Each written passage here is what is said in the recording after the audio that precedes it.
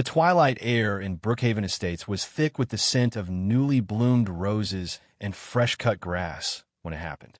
"Hey, old lady, hold still. What the hell are you doing here at this hour?" barked Officer Kyle Brennan, his voice slicing through the peaceful evening like a knife. Amelia Wright, tending quietly to the rose bushes by her porch, turned around slowly, startled. Her soft brown eyes narrowed slightly at the sharpness of the voice. She wasn't used to hostility here. She had moved to this quiet, upscale community a few months ago to live with her son. "Good evening, officer," she said with calm dignity. "I'm just tending to these roses. Is something the matter?" Brennan sneered. He walked a few feet closer, eyeing her up and down in a way that made his contempt obvious. His gaze lingered not on her gardening gloves or pruning shears, but on her dark skin, her simple jeans, her modest sweater. "You don't look like someone who belongs around here," Brennan said coldly. "Let me guess, housekeeper sneaking out to snoop around while the boss is away." The insult hung in the air. Amelia's hands trembled slightly, but she kept her voice even. "Officer, I am not a maid. I live here with my son, Julian Wright. This is our home." Brennan's lips curled. "Julian Wright? Here? In Brookhaven Estates? Don't lie to me." He stepped closer, more aggressive now. "Show me your ID. Let's see if you're really a resident or just another vagrant trying to make trouble." Amelia straightened her back. "I'm in my yard. I don't carry my wallet while gardening," she said firmly. "And unless you can articulate a reasonable suspicion of a crime, you have no right to demand my papers." Her calm defiance ignited a deep rage inside Brennan. He was a man who wore his badge like armor against his insecurities, and he was particularly threatened by people who did not cower before him, especially people of color. "You're hiding something," Brennan shouted, his face flushing. His hand dropped instinctively to his holstered weapon. Amelia instinctively stepped back, raising one hand defensively. Brennan's eyes widened with misguided panic, and in a split second fueled by fear and prejudice, he screamed, "Freeze! Drop your weapon!" There was no weapon, only a small pair of garden shears in her hand. But Brennan didn't wait to check. The shot cracked through the quiet like a whip. Amelia staggered, her hand flying to her chest. Her pruning shears fell to the ground as she collapsed near the rose bushes, the crimson flowers trembling in the wake of her fall. Officer Brennan stood frozen, his Glock smoking in his hand, staring at the motionless form of a 70-year-old woman he had just gunned down in cold blood. From the surrounding homes, windows opened. A woman screamed, "Oh my God! Someone call 911." Reality hit Brennan like a freight train. He hurriedly reholstered his weapon and grabbed his radio. "Dispatch, this is Officer Brennan, Unit 312, officer-involved shooting. Suspect was acting aggressively. Need EMS and backup immediately," he stammered, already building his cover story. But no lie could bury what had just happened. Amelia Wright was not just any elderly woman. She was the mother of Julian Wright, the United States Attorney for the District of Eastern Virginia. And the city of Brookhaven was about to erupt. The scene became a whirlwind of flashing lights, yellow crime scene tape, and grim-faced officers. Detective Sean Mitchell, a 20-year veteran of the Brookhaven Police Department, was assigned the case.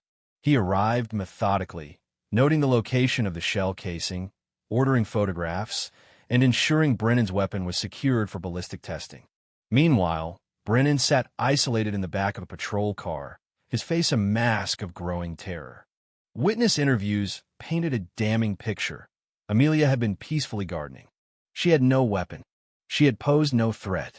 The key piece of evidence, though, was Brennan's body cam footage immediately secured, encrypted, and rushed to the FBI's Quantico lab for analysis after Amelia's ID was found inside the house, confirming her identity.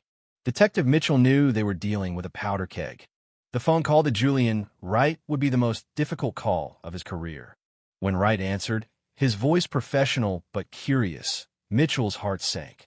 "This is Detective Sean Mitchell, Brookhaven PD," he began. "I'm so sorry, sir. There's been an incident at your residence. Your mother." Julian's voice sharpened instantly. "What happened to my mother?"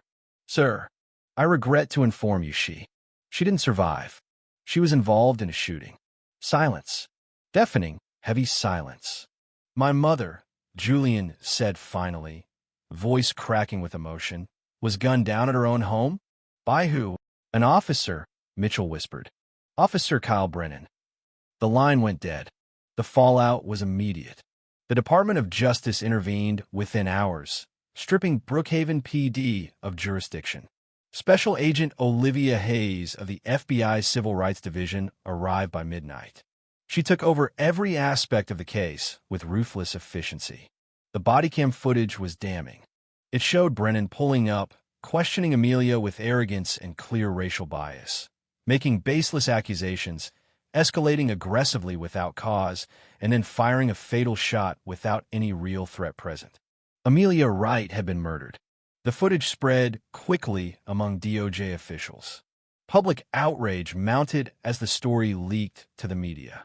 Protests erupted outside Brookhaven PD and City Hall.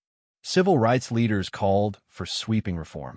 Brennan was arrested and charged in federal court, not just with murder, but with violation of Amelia Wright's civil rights under color of law, a charge that carried the possibility of the death penalty. Special Prosecutor Victoria Steele, an experienced federal attorney specializing in police misconduct cases, was appointed to lead the prosecution. At trial, Victoria was relentless. She opened with the body cam footage, played in grim silence for the jury. The image of Amelia Wright, calm, respectful, peaceful, contrasted brutally against Brennan's sneering hostility. Witnesses testified to Amelia's kindness, her love of flowers, her joy in living with her son. Experts dismantled Brennan's claim of feeling threatened. Victoria's voice, clear and unwavering, demanded justice. This was not a mistake, she told the jury. This was not fear. This was prejudice. This was a betrayal of everything a badge is supposed to stand for. Brennan's defense flailed, trying to paint a picture of a nervous officer under pressure. But the evidence was overwhelming. The jury deliberated for 2 days before returning its verdict. Guilty, on all counts. And when it came time for sentencing, after hearing the full impact of Amelia's loss on her family and community, the jury returned once again. Death penalty. In the courtroom, Julian Wright sat still as stone, tears silently falling. Justice for his mother had come, but it could never bring her back. Brennan was led from the courtroom, shackled and broken, facing the ultimate punishment not only for his crime, but for the rot he represented. The case sent shockwaves across the nation. Police departments nationwide faced urgent calls for reform. New training standards were drafted. Oversight committees were established. And Julian Wright, though shattered, vowed to honor his mother's memory by leading a new crusade for justice, equity, and true accountability. Amelia Wright's name would never be forgotten. She had been a mother, a grandmother, a quiet gardener. And through her tragic death, she had become a catalyst for change that America could no longer ignore. The roses she tended bloomed brighter that spring than anyone could remember, a living testament to the woman who, even in death, helped sow the seeds of a better future.